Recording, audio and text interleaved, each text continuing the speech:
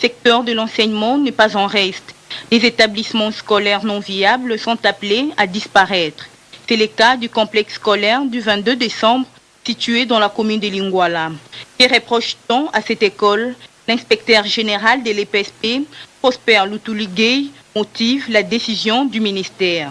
Ils ont fermé l'école, c'est parce qu'ils monnaient, n'est-ce pas, la remise des diplômes. Ensuite, l'école fonctionne dans l'illégalité manifeste. Donc, dans l'arrêté, n'est-ce pas, qui autorise, n'est-ce pas, l'école à fonctionner, zone de plantation, c'est Kassabo, ce n'est pas Lingouala. Ensuite, cet arrêté n'est pas notifié par le secrétaire général. Hier, lorsque nous sommes passés ici, nous avons senti que le recrutement, n'est-ce pas, des enseignants pose problème. Donc, ce sont des sous-qualifiés, n'est-ce pas, qui sont dans les salles de classe. S'ils font du sous-enseignement, voire du contre-enseignement, il n'y a pas la cour, on a vu ça là-bas, où il y a deux classes, n'est-ce pas, deux classes qui fonctionnent. Ça, c'est vraiment l'exemple du sous-enseignement. Après avoir scellé les bâtiments ainsi que pour éviter la déperdition scolaire, le ministère a décidé d'envoyer les élèves concernés dans les écoles qui répondent aux critères exigés par le gouvernement.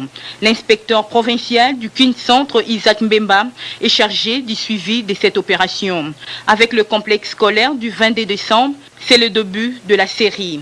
Pendant l'avant-projet de la loi portant organisation et fonctionnement de l'enseignement, recommande notamment l'égalité de tous les Congolais devant la loi en matière de l'éducation, le droit pour toute personne à l'éducation à travers les établissements publics et privés.